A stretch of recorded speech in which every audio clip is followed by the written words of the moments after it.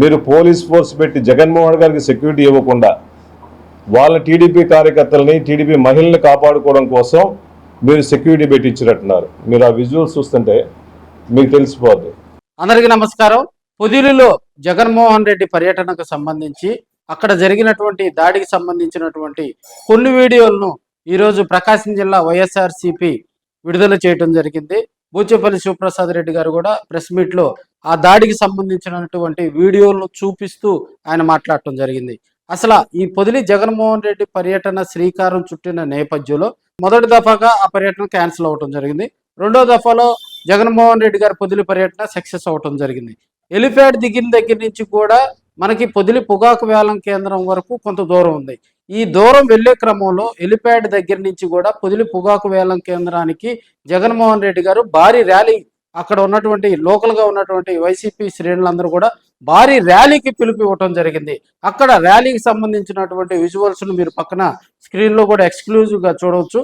ఆ ర్యాలీలో కూడా అక్కడ వస్తున్నటువంటి జగన్మోహన్ రెడ్డి గారి క్యాన్వాయి అక్కడ భారీగా కూడా వైసీపీ శ్రేణులు అదేవిధంగా ప్రజలు మరి జగన్మోహన్ రెడ్డి గారిని చూసేందుకు కూడా అక్కడ ఎగబడ్డటువంటి విజువల్స్ ఎక్స్క్లూజివ్గా చూడొచ్చు. అక్కడ పక్కన మనం విజువల్లో గమనించినట్లయితే నల్ల బెలూన్లతో నిరసన కూడా తెలియజేయటం జరిగింది. అదేవిధంగా వైసీపీ కార్యాలయం విడుదల చేసినటువంటి వీడియోలో స్పష్టంగా కూడా ఈ దాడికి సంబంధించినటువంటి కొన్ని విజువల్స్ను మనం చూడొచ్చు. అదేవిధంగా ఈ జగన్మోహన్ రెడ్డి గారి పర్యటనకు సంబంధించి భారీ జన సందోహం సందర్భంగా భారీగా జన సమీకరణ చేసిన సందర్భంగా పోలీసులు గట్టిగా కూడా బందోబస్తు ఏర్పాటు చేశారని పోలీసు వర్గాలు చెప్తా ఉన్నాయి.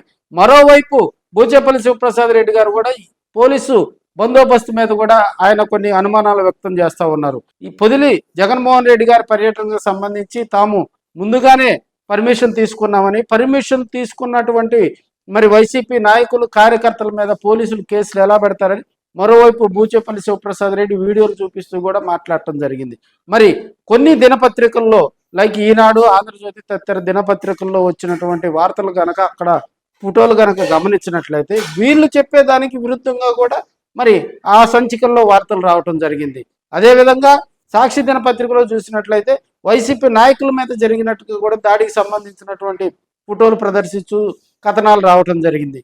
మరి ఇక్కడ ప్రజలే తేల్చుకోవాలి. అదేవిధంగా పొదిలి దాడికి సంబంధించినటువంటి చెప్పులు, అదేవిధంగా రాళ్ల దాడికి సంబంధించినటువంటి 9 మందిని అరెస్ట్ చేసినట్లు కూడా ఏఎస్పీ నాగేశ్వరరావు గారు తెలియజేయటం జరిగింది. ఆ 9 మందికి సంబంధించి ఆయన మీడియా సమావేశంలో పలు ఆసక్తికరమైనటువంటి అంశాలను కూడా ఆయన పొందుపరచడం జరిగింది. పొదిలి దాడికి సంబంధించి మరి అక్కడ కొంతమంది పోలీసులకు కూడా భారీగా గాయాలయ్యాయి. అదేవిధంగా వైసీపీ నాయకులు కూడా కొంతమందికి గాయాలయ్యాయి. అదేవిధంగా తమ కార్యకర్తలపై అక్రమంగా కేసులు బనాయించారని బూచేపల్లి శివప్రసాద్ రెడ్డి